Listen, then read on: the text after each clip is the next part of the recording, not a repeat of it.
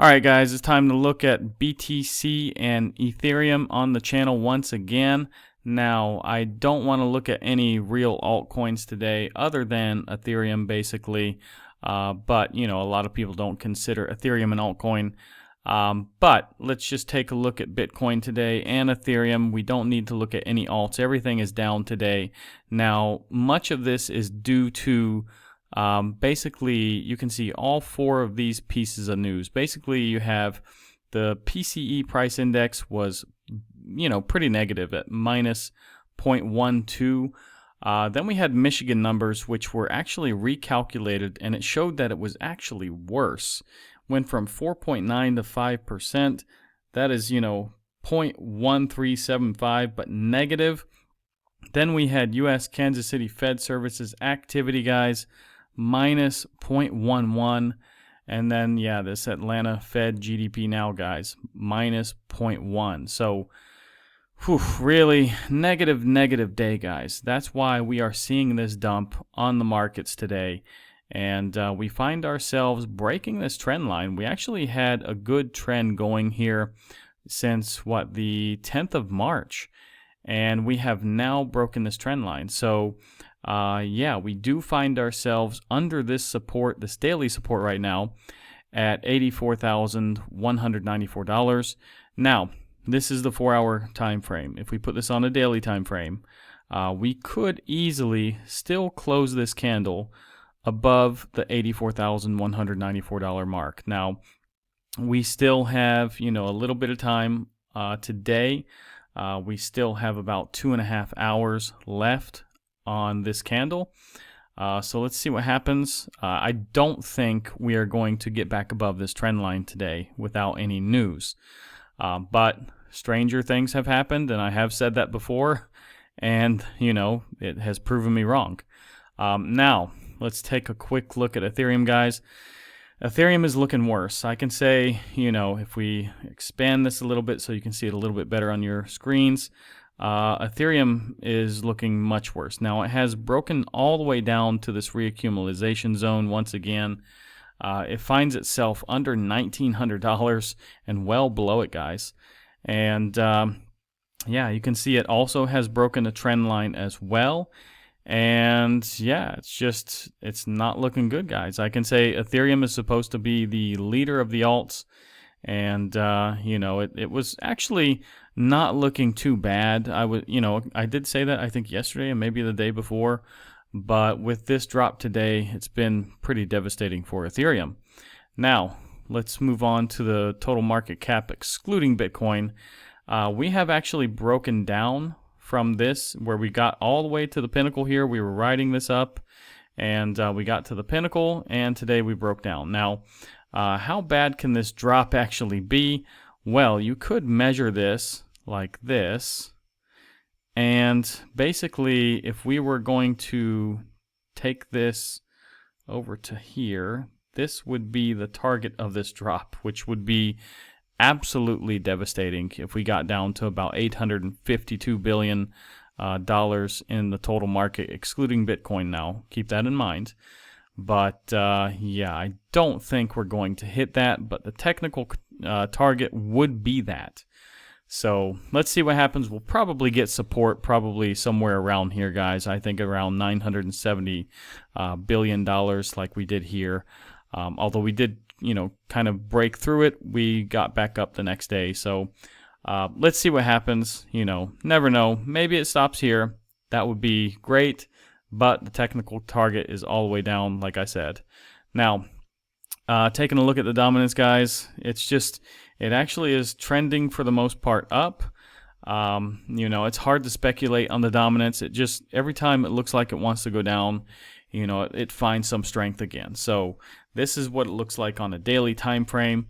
But for the most part, if we were just going to draw a trend line like this, of course it's going to have some deviations here and there. But the trend is actually still up. Now, taking a look at the CME gap, guys, it actually has been filled. That is good news in my book. So, let's get rid of this now. We can delete that. This gap over here is now filled. but we are breaking down out of this channel, which we, started on the 10th, like I said. So not good. Now let's take a quick look at the dollar index. It actually too is breaking down. It was riding up like this on this trend line for the most part, and yeah, it has broken down as well. But a weaker dollar means a stronger Bitcoin, so that actually is good news in our book with crypto.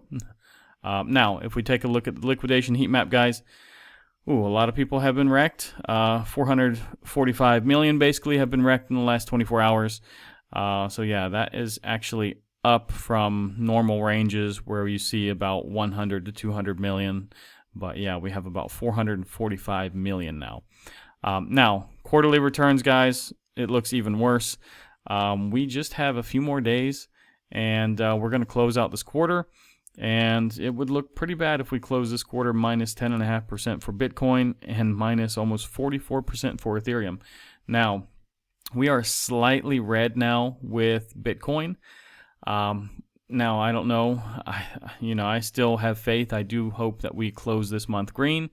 But we only got, through this weekend and, 1 or 2 days next week. So now the fear and greed is a 44 today. Yesterday was a 40. So I do expect this will fall back today, probably at least 4, 5, 6 points with this drop today. Now, taking a look at the altcoin season index, it is an 18 right now. Let me just refresh this. I tried to refresh this before. Okay. I did it before the video, but now I did it again, and now it's a 20. So not much better, but still Bitcoin season technically.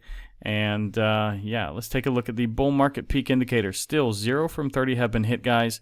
It's still 100% hold. So this is just really crazy. I mean, we're just prolonging the cycle, and the best, indicator is probably the pi cycle top indicator. And you can clearly see now that this is curving away from the green line. So, yeah, I mean, we have not crossed. And until this crosses, nothing is really over. So, yeah, keep your eye on it. But right now, you can clearly see this is moving away. Now, if we take a look at next week, let's see, not Sunday, but Monday, we do have, we actually have a big week next week. But we do have Chicago PMI on Monday. That is about all that's important on Monday. Tuesday, we do have some S&P PMI right here. And we do have JOLTS job openings and some ISM numbers, as well as maybe these Dallas Fed service revenues and Texas sector outlook and things like this. These are kind of, not too big of numbers.